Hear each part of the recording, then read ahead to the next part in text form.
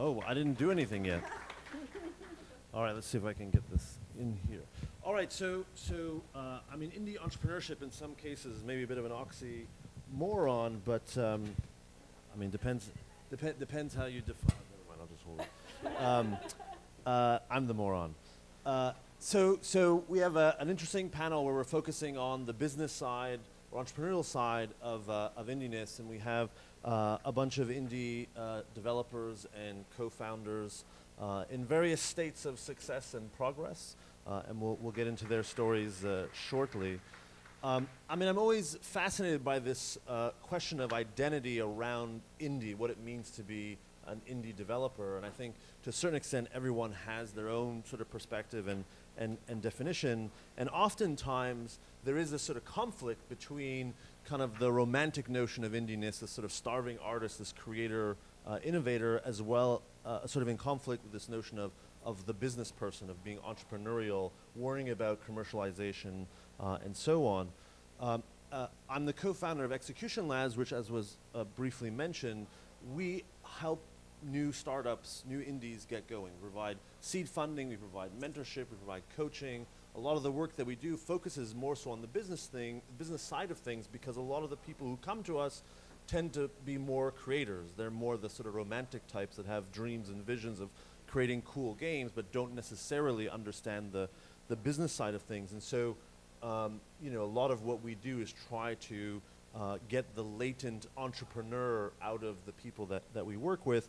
And to a certain extent, this is pronounced because we are venture-backed. So there is definitely a commercial motivation that while we try to ensure that the games are creative and artful and obviously good games, they do have to have some degree of commercial viability, and the idea being that we are creating and backing sustainable studios. But all of these things are rarely discussed.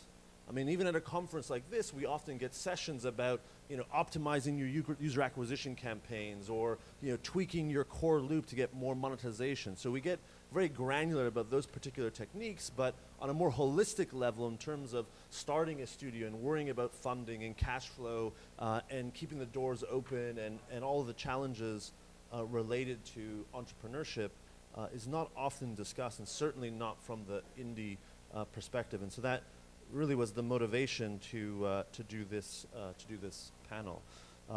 And so the way we're going to do it is each of them will do a brief introduction of themselves and their company, and a bit about what they're doing, and then we'll dive into some discussion and Q&A. I have some questions that I've prepared to ask them, but we won't wait until the very end to get questions from the audience. So by all means, once we get rolling, if you want to throw questions in there or make comments, we can do so. And so with that, I guess we'll just kind of go down the line and start with Jenna and hear your story, brief intro.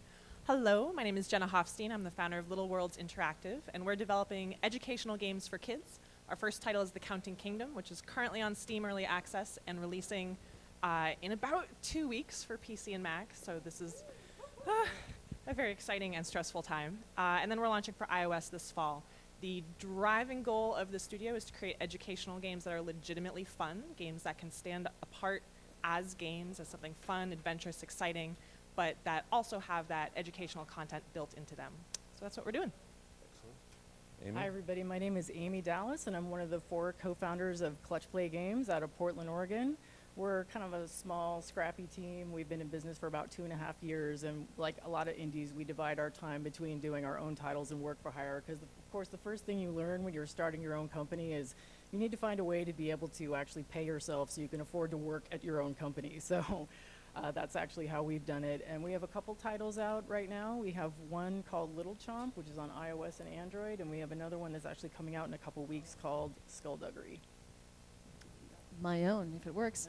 Hi, I'm Margaret Dibble. I'm the founder and CEO of Game Theory, which is a company we started about 2 years ago under a different name, which was Burnham Wood Games, which I don't know if anyone gets the reference, but very few people did, and it was very hard to spell, so we changed it, and now it's easier to spell and better. We are an independent developer as well as a contract work producer. We produced our own title, Pathogen, this past November, which was a mobile title up on the App Store. And we do contract work, like you were saying. And recently, actually, I've been doing some inroads into consulting as well, taking the game design aspects and applying them to other industries like sustainability and education and those areas, which has been really fun and produced some interesting contracts sort of with the eye to inspire people in other fields as to what games can accomplish, and then get some contract ins into those industries by informing them on what doors can be opened. That's awesome. My name is Robin Hunicke. I am the co-founder of a company here in San Francisco called Phenomena. And I was the executive producer of a PlayStation 3 game called Journey, which did really well. And after finishing Journey, me and one of the other people that was really integral to that team decided to go off on our own and start our own studio here in San Francisco. And we are working on several things.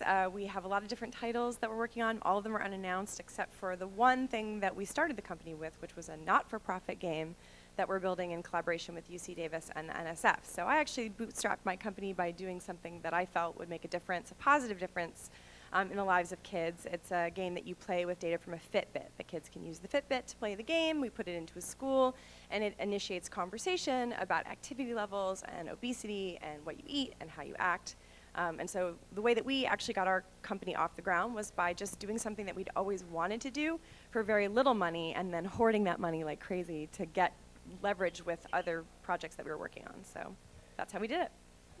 Well, and so maybe we'll kind of, it's a perfect segue then into talking about the context of founding. Like what's the conditions, what was the context, what was the sort of motivation or opportunity that each of you saw that's like, okay, this is my chance to go do this. I mean, I think, Robin, you kind of just gave us some insight there, but each of you does have quite a different background, and we're in other sort of companies and sectors and stuff. So understanding a bit that context, or what's the thing that made you take that leap. I mean, Robin, you already kind of did it. Yeah, I guess I would just say that because we had shipped something that did really well in the commercial game space, and my background was I worked at Electronic Arts for many years, and then I worked at that game company on Journey. So I had been moving slowly but steadily from larger teams with huge budgets to smaller teams with smaller budgets but more creative leeway. And I just wanted to continue that momentum and push myself as far as I could, and found a company that was based almost exclusively on the idea that you could create things in a sustainable, humane way, where you were chasing your dreams and pushing the boundaries of what game design could be. Like, I've always been an evangelist for experimental games and for diversity in games, as well as in the teams that make the games, but I was finding it really hard to create the place that I wanted to work within and inside someone else's company. And so because we had that momentum, and Martin and I had basically achieved everything we wanted with Journey, we were like, let's just go for it and try to make this thing come true, and that, and then at least if, we end up retiring and going to work for Google, we can say we tried. Now, Margaret, I mean, you're kind of was more a straight out of school type situation. Yeah, absolutely. But it's very much that same philosophy of you might as well see if it happens, and if it doesn't happen, then at least you tried. Like, that's very integral to the whole effort. I grew up in Vermont, and I was so fortunate growing up in such a beautiful place to have a fantastic gaming school right at hand, Champlain College. And so I attended Champlain College through their game development program, met some guys who I really liked working with, and decided right out of school, I'm fortunate enough to not have any student debt, and so I figured I'll just take a shot at it. I knew since I was very young that I was definitely going to do something entrepreneurial, start some form of company, and game development was just so exciting, and it hits so many satisfying creative elements that I wanted to give that a shot. And so I asked the guys who I'd worked with if they were interested, and they said sure. And so we started a company straight out of school, and that's been a whole process and very fun. Very good. Yeah, Amy? So our story is actually probably becoming a lot more common in the industry. So we actually, at the time that we founded our company, we were laid off. We were actually all working for the Portland studio of NG Moko. It was called Stumptown Game Machine back in the day, until early 2012, when we all walked in on a nice sunny Monday morning and found out that we'd all been laid off our jobs. So on Tuesday, 4 of the 9 of us from that studio all got together at one of our houses and said, okay, this is it, let's do this. We kind of talked about it. And Portland is not a city where there are any paid gaming jobs. We pretty much had the only job there was in Portland where you could get a steady paycheck. So we're like, okay, well, our options are we move out of the city, we go do other things, or we start our own studio. And it wasn't a particularly great time to do it, but we had the right team, and so we thought, all right, this is it. And it was really interesting going from a development team where all the marketing and PR and all that stuff is done for you to going to an indie studio where none of that stuff is done for you was a really, really interesting transition. So our whole first year was just a very steep and interesting learning curve. Jenna? My story is very similar. I'd been working at a medium-sized company called Stomp Games out of Boston, and I'd been hearing more and more about this indie scene and becoming more and more interested in it. But having a salary is a great thing and very, very difficult to give up. And so I just wasn't able to make that leap. And as is very common in the games industry, there was a wave of layoffs, and I was caught in that. And my first reaction was, well, there goes my nice paycheck. And my second reaction was, sweet, I can now make my own games. So the pre-production cycle for my first game was that car ride home, which was very problematic in and of itself. Many lessons learned there, but it was very, very liberating. My entire career up to then had been focused on very entertainment-oriented games, which is great and fine, but I really wanted to do something that was a little bit more meaningful. So basically, it was a kick in the ass from the universe saying, you know, go do this thing. Well, I mean, it's interesting, this sort of like, you know you want to do something, and yet you kind of resist until you're forced, you don't make the decision. Like, I'm curious about that kind of moment, and that why more people don't take the leap and are kind of almost, I mean, cocooned is not the right word, but sort of they just feel protected in that day-to-day job. And I mean, interestingly enough, with execution labs, a lot of the teams that we get tend to be people who are leaving their jobs at the big studios. Now, it's different in that we do provide funding, we do provide an environment that's, I mean, it's not a paycheck, but it's still, there are resources, but the majority of our teams are people, in fact, making that decision. I'm curious if you have thoughts on why that doesn't happen more often. Like, what's the psychology there? Financially, it's incredibly risky, and if I didn't have, you know, a nice little pad built up that I knew that I could live off of for a while, I wouldn't have been able to do it. If I had a family that I needed to support, or, you know, a significant other that I needed to support, I wouldn't have been able to do it. So for me, I was very, very privileged to be in a situation where that was financially viable for me, but you know, unfortunately, I think that's the exception rather than the rule. Right. Anyone else have thoughts on that particular? I was just going to say people like to buy stuff. Like, the reason people don't do things is because they want to buy stuff. They're like, oh, I really need new shoes, or I really want a car, I'd like to have a house over my head, or, you know, just we get into the cycle of thinking about all the stuff that we need to have, and we don't think about the things that we could be doing. And I think it's actually kind of it's a really awesome epidemic of people getting laid off and then doing what they want to do, you know, that like getting that motivation is so great, because once the rug gets pulled out from under you and you think like, do I really need all that stuff?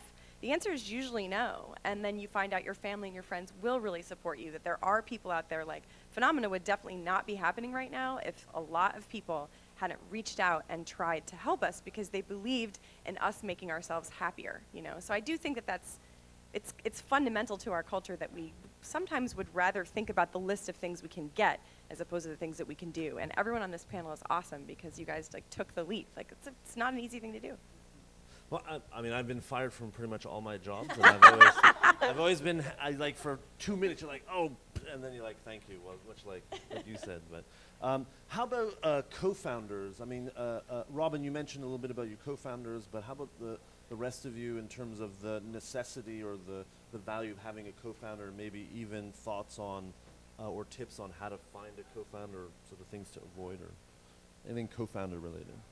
Yeah, I mean, I am the one who asked people, so I still consider myself sort of the founder to the extent that I bear the responsibility of their lives and their income, you know what I mean? I'm the one who said, I'm doing this, will you be a part of it? So I owe them a paycheck, I owe them a sense of security because of that. But that team is really valuable, those people who are going to be with you on day one and are going to try and build something with you. It's extremely important. And you know, a lesson that we've really learned in these first 2 years is the necessity for understanding exactly what it's going to look like in the best case and exactly what it's going to look like in the worst case. I mean, people have to be on the same level. And to a certain extent, it's not necessarily about just making the games you want or just making games purely. I mean, people could go and get a job and get a paycheck and make games, and it wouldn't be exactly what they wanted, but they'd be making games. And we've had to take certain steps, contract work, it's running a business. There's stresses and strains that go with entrepreneurship that do not go with just a straight up design job in a company. And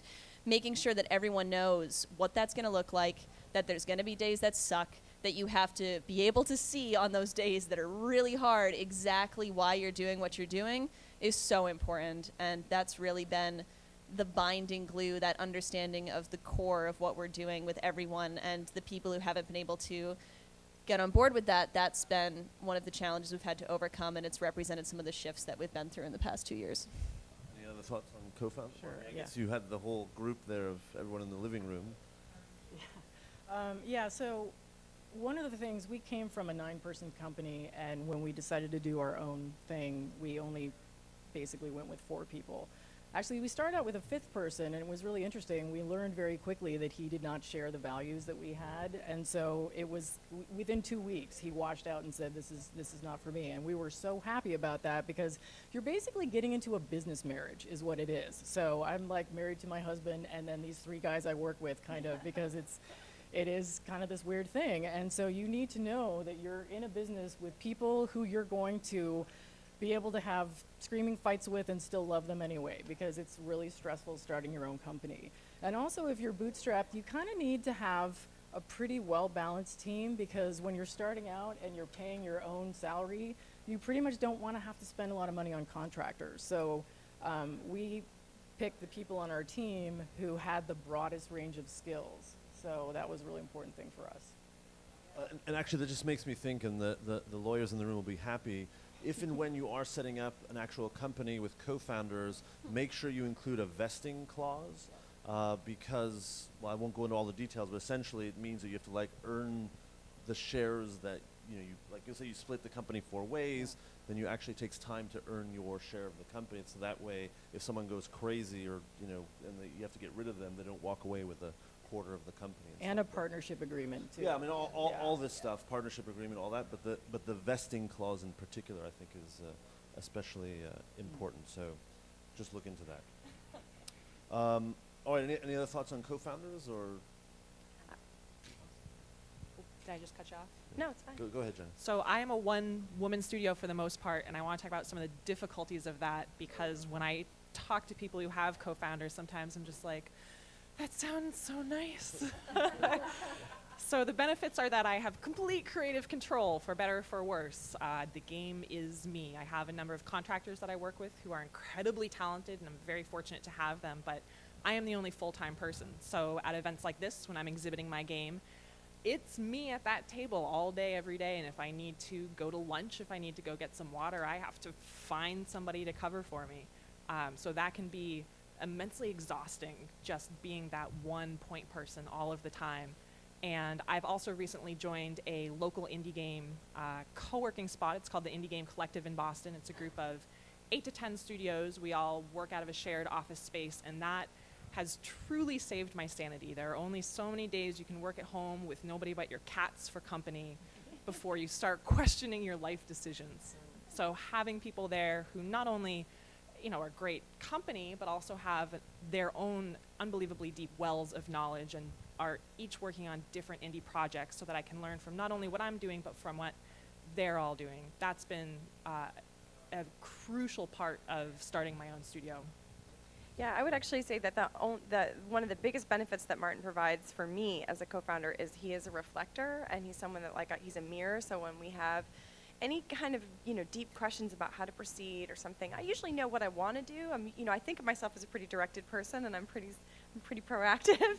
But Martin's always there to sort of listen and consider. He's a great long-range thinker. He's a systems low-level programmer, so he has that ability to just kind of think about something really complex for a long time and then spit out an amazing answer. And he's really good at sort of holding a lot of uncertainty and then coming back to me with a reflective and balanced answer. And I think without him, I would really go crazy, because you have to make so many decisions so quickly, and you need that drive. You need a person that's driven, but you also need someone that's always going to be kind of keeping their fingers on the pulse of the company, like understanding how people feel about things, and has a longer term vision. And I feel like we're very symbiotic in that way. And I can't imagine running a company without having that relationship there. You know, I would go crazy. Cool. Let's talk about funding for a moment, sort of cash flow, the notion of keeping the doors open. And again, I encourage anyone, if you have any thoughts or questions, I mean, just to throw your hand up. Oh, all right. I'm going to come to you with the microphone, if that's... Hi, on the same topic you were about to start, I mean, the fear that most people have before going and making the leap is financial. And how would you compare what you thought the cash flow issues would be to what it actually turned out to be? Thank you. That was kind of my question, but we'll say that it's his. Yeah, I Go mean, ahead, I can start. We had a huge shift in our company recently based on that exact situation. When we first started, it was like 2011, and we were looking at, flow and stuff, and we were like, oh, yeah, they can do it, and if we can match that quality, then we can do it too, right? And then it was 2011, and suddenly the App Store was flooded, and it was just a completely different game very quickly for us, especially as people just getting out of college and still learning all of this. And so we went through the situation where we had one contract client in addition to our own titles, and we figured, okay, well, that's enough for us to make enough to get through our development and continue. And we released our first title, didn't do very well. We thought, okay, we'll put a lot of energy into our second title. We produced our second title. We found a great publisher to work with, so we knew that our marketing was covered, which was the biggest problem with our first title. We knew that we had someone to have our back to get us in the door with a lot of journalism and PR, so that was great. We released the game, and it was so crazy, the experience, because the first day it was out there, we had great reviews on Kotaku and The Verge, and just everyone couldn't say enough about how much they loved the game, and Apple featured us, and we were like, oh my God, everything's lined up. Like, all the pieces have fallen into place. And it was a $2.99 title, right? And so at the end of the day, with all the great PR and all the great reviews and high numbers in the App Store, it was still no way enough to pay 4 people to work in a studio for any extended period of time. And so that really made me take a big look at our business model and consider what we were doing and what our focus was. And we came out the other side of that, and I said, okay, look, we're good at contract work. That's a business model, right? Like, I can predict contract work. I can predict growing a company by getting paid to do work to build games.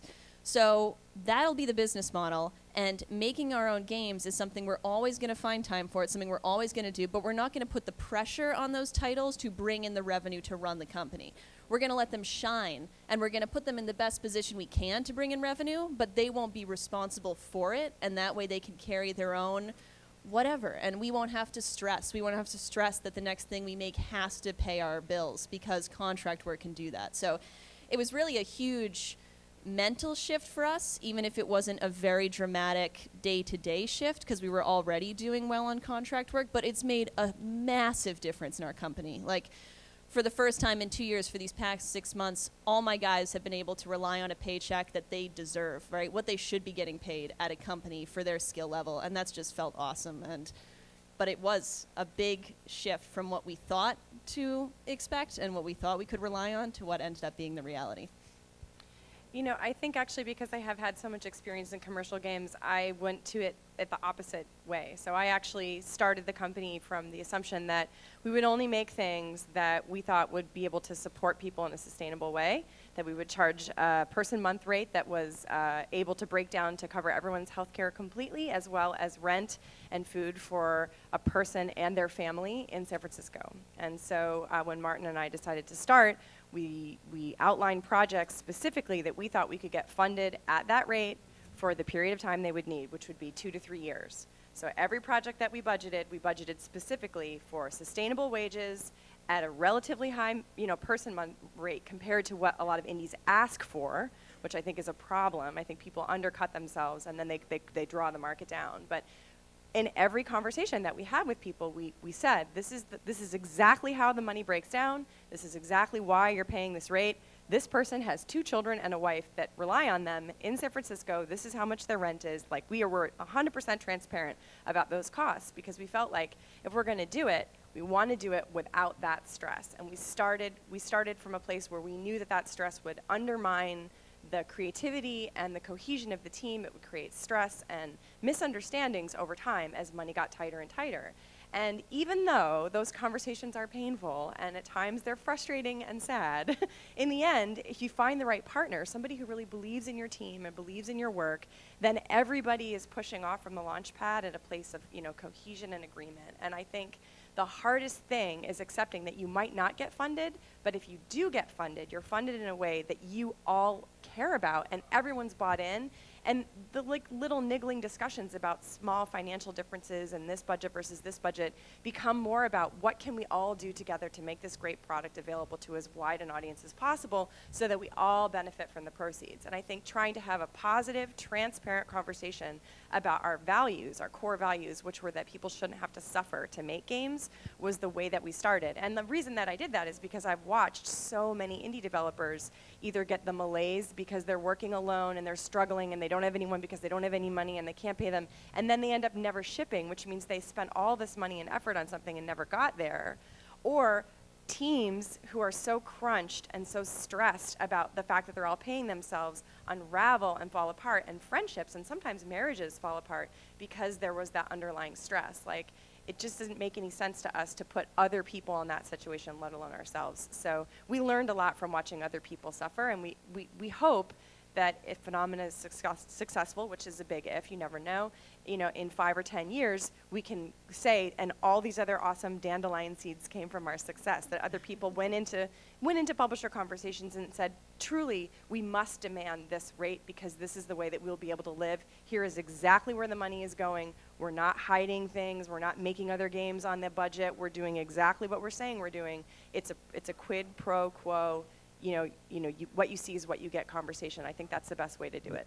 I think it's a fantastic sort of philosophy, but you've been in the industry a while. You've had some great successes. You have arguably a rock star team. I think you have a certain standing that enables you to take that position.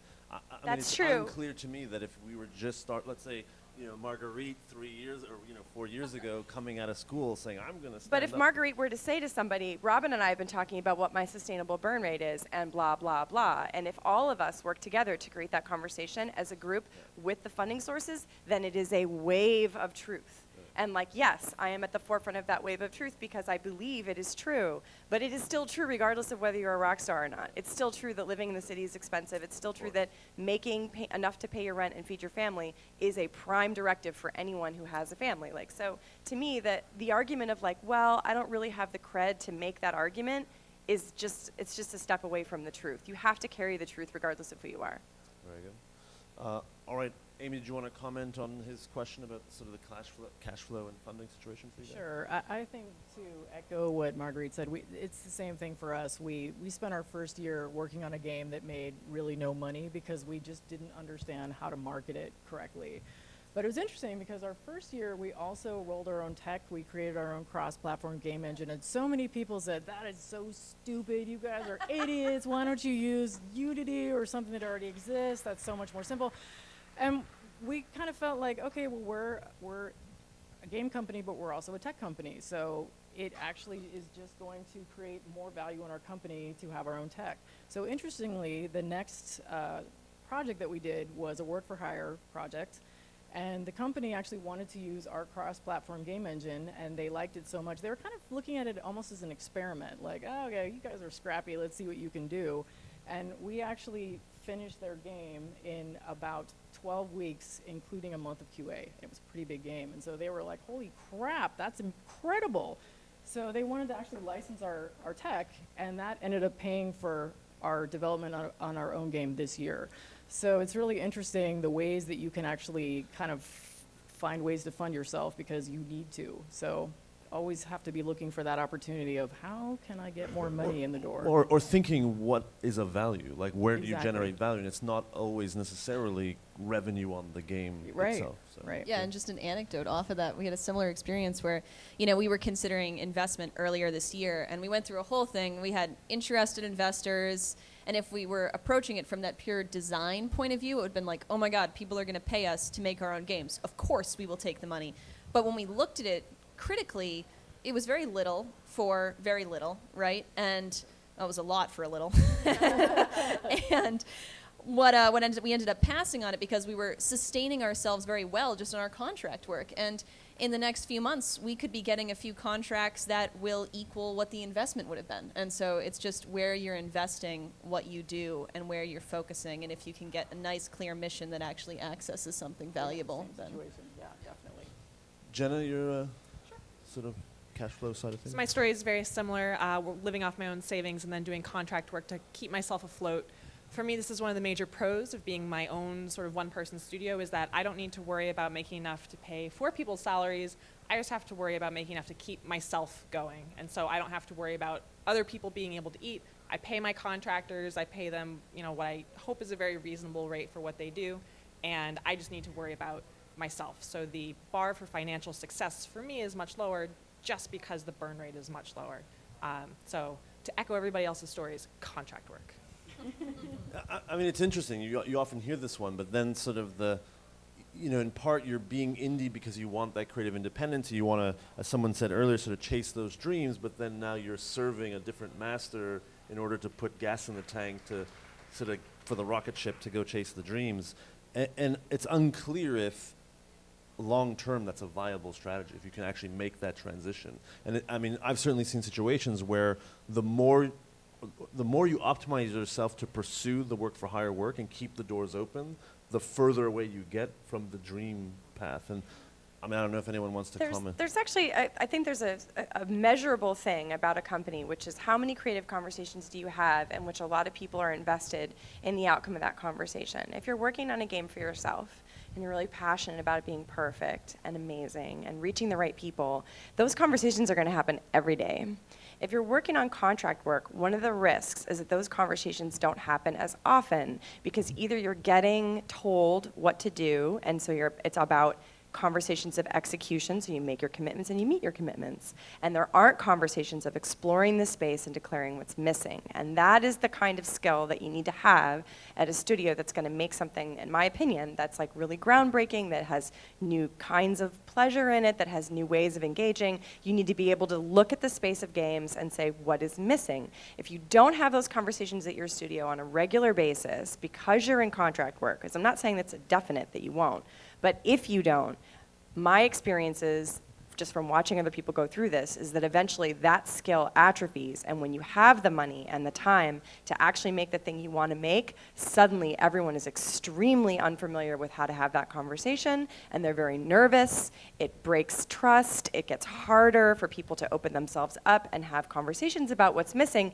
because they're afraid of saying the wrong thing, and the money in the bank account that you've worked so hard to save is just tick, tick, tick, tick, ticking away. So one of the pieces of advice I always give young studios, especially in other countries where they have to do this because of just the way their business models work and the way that funding works, they don't have access to the kind of funding that we do, is that you have to make sure that no matter what project you're working on, you're all engaged in it in this particular way. You're having that conversation about what's missing. You're being creative so that that muscle gets bigger and bigger the more contract work you take, so that when you step off the train and you want to make your game, everybody is a rock star at designing games and having that creative conversation.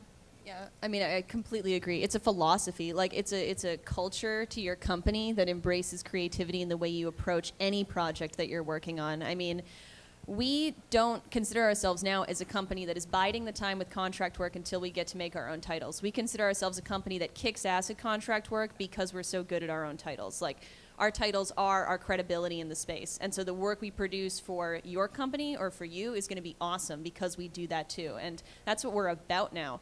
So when we look at a contract project, we go, how can we make this awesome? How can we apply all of the love and care that we would to one of our own projects to this? And I think that really makes us unique, and it really makes us stand out. And contract work doesn't have to suck, and it will get better. Like, our first contract project was so weird and so ridiculous, and my developer hated me for making him do it. But now I got a call last month from a guy who said, I want to make a game and I want it to be about penguins falling. And that was it. That was all he gave me. And so I got to go, that's awesome. We can make a great game about that. Like, that's so much creative freedom. And so it really does get better the more you put into it. And if you put that creative energy, that passion that makes you good at games, that makes you love games into anything you do, that's just going to happen faster. Yeah, and I found that I've actually learned quite a bit from doing contract work. So bouncing back and forth between genres helps me constantly question my assumptions. I find that if I work on one particular thing from one particular angle for too long, that you can kind of get set in your ways, and it's nice to stay really flexible. It was also really insightful to see how these different indie studios that I was working with are structured, and it helped me think about what is my relationship with my contractors like, how can I improve that? What do I like about the studios I'm working with? What don't I like, and how can I apply that to my own work? So having that kind of insight into these different studios by working with them helped me gather some lessons that I could really apply to my own work. Yeah, I mean, just jumping to the notion of kind of skills for a moment, I think it's interesting to sort of see those different skills and structures and models and so on. I mean, most indies lack certain skills, particularly legal. I mean, that's a very specialized area. Or accounting in some cases, also another, accounting, tax, whatever, super boring. I hope no accountants in the room. And so those ones often are, you get your lawyer, you get your accountant, they kind of help you out to a certain extent. I'm curious to hear your thoughts on other skills that you kind of discovered were lacking and you needed, and perhaps the kind of the counterintuitive or non-obvious ones. I don't know if anyone wants to. One of the biggest surprises for me is that I pay somebody to handle my social media accounts. If you told me this 6 months ago, I would have been like, it's a tweet. You can write a tweet. But it's the stress. I found it enormously stressful to come up with clever things to say every couple of days. I don't know why, but I just would much rather sit in a corner and work on my game. So having somebody that I know is going to take care of it, is going to write it in a way that fits the tone of the game, fits the tone of the company, that encourages people to interact with it, to share with it. And just that, I found that I would go weeks having not tweeted because I had just forgotten about it. I'd get so excited about what I was working on that I was dead to the outside world. And so knowing that that's taken care of, even though, sure, it's a couple of tweets a week, it's a huge weight off of my shoulders. So pay someone to tweet for you. Marguerite? I was definitely going to say that. I mean, social media is huge. I am so lucky that I have the rare magical phoenix of a programmer who loves to social media.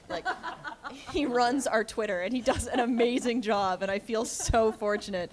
But there are a couple other things that I feel really lucky that we're able to do that I don't think we would necessarily be able to handle as an independent studio.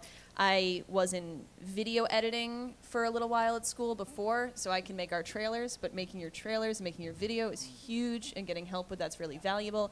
And then I have a developer who went back to school for game programming but was previously a web dev, so he can do all of our website constructions, and he also handles a lot of our PHP backend coding, which is so handy for a lot of our titles. So those are also really valuable. I would say that a lot of indies don't really have the experience or the skills to do business development, and yet they are thrust into the world in which they must. And it's really nice, even if it's just through connections with other people that have had successful companies, if you have a way of having conversations with people about decisions that you need to make, ways to present your ideas, how to respond to a really bullshit contract, how to respond to it with a smile. Those kinds of conversations are things that, in terms of just getting over the fact that you have to do business, then accepting that there are operational behaviors and things you can do in those contexts. And eventually, if you're successful, find someone who loves to do it and offshore that stuff. Just get someone who really loves to do business development to do it for you. I mean, at first it's your company and you love it, but eventually find a COO, someone that's going to do ops and make those calls and, figure out the CRM and all that stuff, really manage it. I think that's an incredible benefit to anyone with a little bit momentum, and similarly the marketing and PR. If you can find someone to do the interviews and schedule and make all that contact, as you get momentum, you're just going to do better. And I think a lot of people get used to having to do it and then are afraid to let it go, which is like, I had to learn to do this stupid accounting. Now I don't want to let some other person manage my books. So it's getting over that. Yeah, see? Get that payroll off your back. And Amy, I mean, I think you mentioned specifically that it was important to have a nice mix of skills between the various co-founders. Yeah, I mean, definitely. where were the gaps? Were there obvious gaps on your team? Marketing and PR was terrible for us. We really just we didn't know what we didn't know until we fell face down into it in a really terrible way, because we came from a studio system, as I mentioned. So our experience was, and 3 of the 4 of us are also AAA people too, so we kind of came from that world of just get it done on time and have it be awesome, and your job is done. And so when we started our company, that was kind of the approach we took. Like, okay, well, we just got laid off yesterday. Let's start our game today. Let's schedule it. Let's figure it out. Let's get it done at this time, and it's going to be awesome. And that was the stupidest thing in the world. And so we put our game out, and we're like, ta-da! And there was just nothing, like crickets chirping, because nobody really knew about it. And so then we had the really daunting task of trying to market a game that was already out there, which is, like, anybody who's ever tried to do that knows that's just madness, because nobody cares. Once it's live, nobody cares. And so it's been really interesting having that experience, because this time around we've done everything exactly the opposite way that we did last time. So we're ready to go this time. But yeah, it was a painful lesson that you don't want to learn twice, pretty much. Is there a question? Hey guys, quick question on marketing. I mean, I feel like it's a pretty common theme that all you guys have struggled with marketing at some point in your life. Can you kind of give a high level of what you've learned, and other than traditional UA, like what ways can you market your game, and what have you seen be most effective? We got a publisher. But it was fantastic. I mean, our one of the reasons we decided to go with the publisher we went with is because they came with a kick-ass PR company. And I mean, those guys were on top of their shit. They went to all of the journalists. They got us in front of Apple, and they handled it. But I think a lot of it is also finding niche marketing elements that you can push early and often. Like, if I could go back and do a few marketing things differently with Pathogen, I would have marketed it as bringing back board game dynamics with a family group, right? Like, that's unique, and it's not necessarily something that Polygon is going to want to cover, but it could be something that, like, Mashable might want to talk about. And so finding, like, edgy ways to frame what you've done that you can push to media outside of the traditional gaming journalism could be a good thing.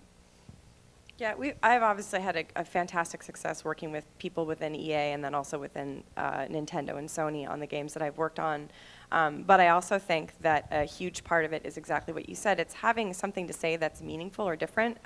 We're lucky because we work with Keita Takahashi, and he just sees the world in a really different way than most people. So one of the things he publishes to the Twitter feed for Phenomena is a daily dev diary, where he just takes a photo of something that he saw during the day, and then he draws little pictures on them. Like, he puts little faces on things. So, like, it'll be like a car, and then he'll just put a little face on it, and it's just like vroom vroom, and it's just funny, you know. And so working with someone like that, you see that, like, they just have a natural tendency to produce interesting messages to the universe. And I think if you can find people on your team that do that and broadcast them, have a team-oriented perspective on your PR, always try to be pushing everyone, the community of your team, the feeling of being on that team. I think that's something that a lot of traditional marketing people don't do. They push the product, they don't push the people. They push the sort of the bullets instead of the experience or the feeling that creates the feeling in the game. And so one of the things that I've seen work really well for indie developers is not just having a unique story, but having a really fun way of delivering it, or a unique personal way of delivering it that is authentic. Just being able to be themselves in the tweetosphere or whatever. That seems like kind of marketing 101, but I think a lot of people fall short. I think another thing is also putting yourself out there. Like, our first year, we all kind of worked out of our respective homes, and we were just really heads down working on our game. And it kind of didn't occur to us to put our game out there, and so we paid the price for that. And fortunately, our first game, Little Chomp, after we had that catastrophic launch fail, it got picked up by the PAX East Indie Showcase in 2013. And so that was a really huge eye-opening experience for us, because suddenly we were thrust out front and center. We had a lot of press people talking to us. We got to watch people play your game, because as an indie, you almost never get to do that. You're in your house, like you have your friends play, but you don't get to see like hundreds of strangers play your game, and you learn a lot by doing that. And so this time around, with our first game, I got asked if we had anything we wanted to show at Apps World earlier in the year, and at the time we had literally nothing to show, but we made a video that made it look like we did, and I'm like, sure, we'll have something to show.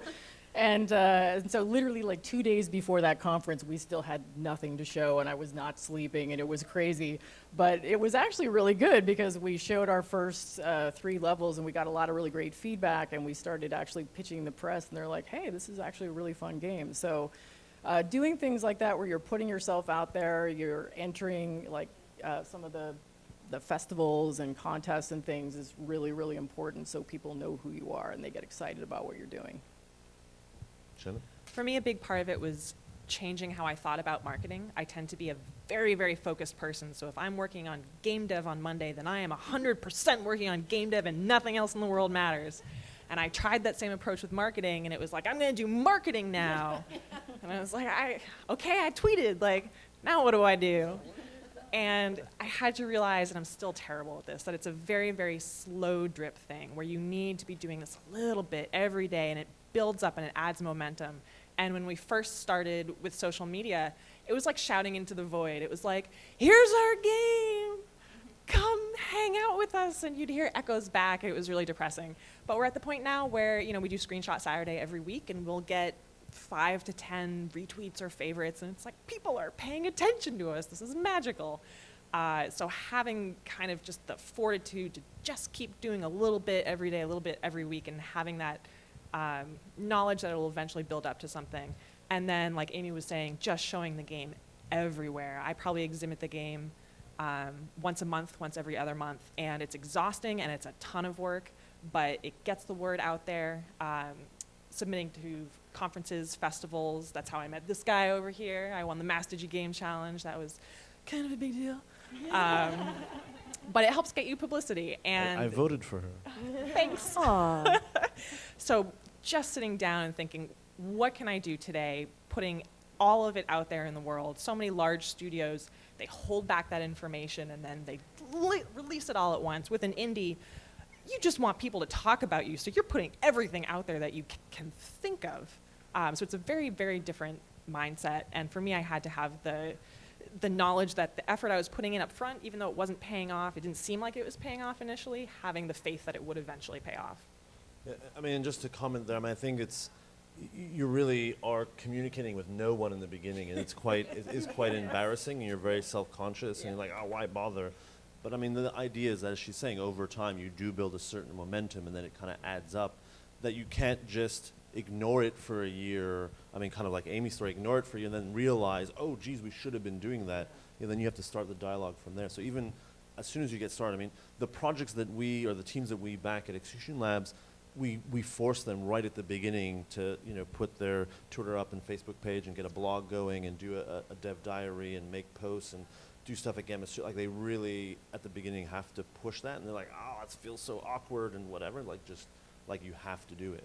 Yeah, it was just as you were talking, I was thinking of there's the I guess it's like Real Rockets, the game where you like have to get off the planet and into the stratosphere, and then you go around. It's a simulation game for rockets, but there's a phase in the game where you build the rocket and you build like the launch pad, then you build up the initial rockets, then the secondary rockets, and then the tertiary rockets, and you think about the launch stages, and then you have to think about getting momentum and then getting out, and then having this weird period where your rocket is going this way as it's trying to fall into the orbit around the planet, and then eventually, and the things that you do physics-wise to make a rocket get out of orbit and of the Earth and then into the orbit of the Moon are really weird. Like when you see it happening, you're like, this rocket is going the wrong way. It's never going to make it. And if you just imagined your entire PR and marketing process as a series of, like, you have the launch rockets, and there's a lot of them, and you feel like you're going nowhere, but eventually, even when you're going sideways and kind of vaguely tipping towards getting your game out, that like you are going to get into an orbit, and then you're going to have a groove.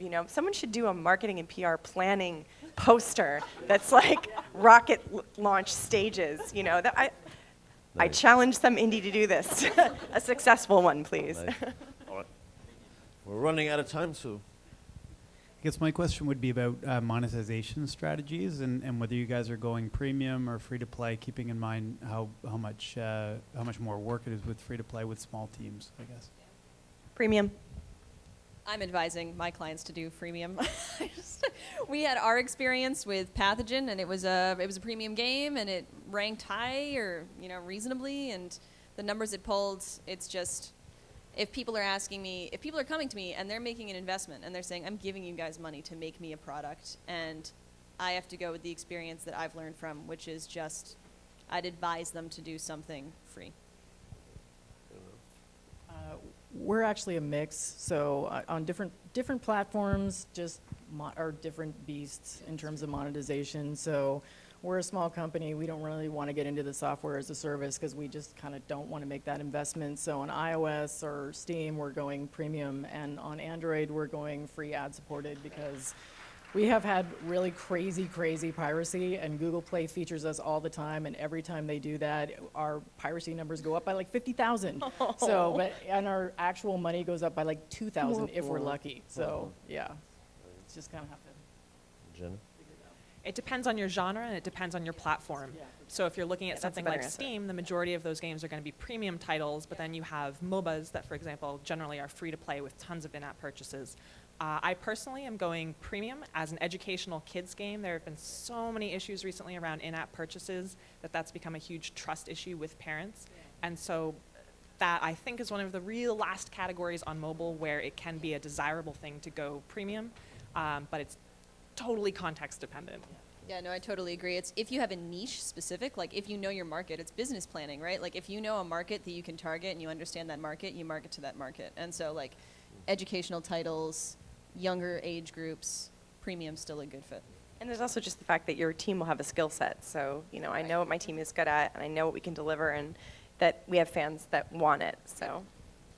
All right, final question. Dun, dun, dun. Better be a good one. So I wanted to ask about support, because we're a couple weeks away from launch and we're a 4-man team, and we're scratching our heads saying, all right, are we good with 100,000 users, or are we good with 250,000? So how are you all approaching support, and how do you scale, et cetera? Support's customer been interesting. support? Customer support, bug fixes, the whole gambit. We haven't quite figured that piece of it out yet.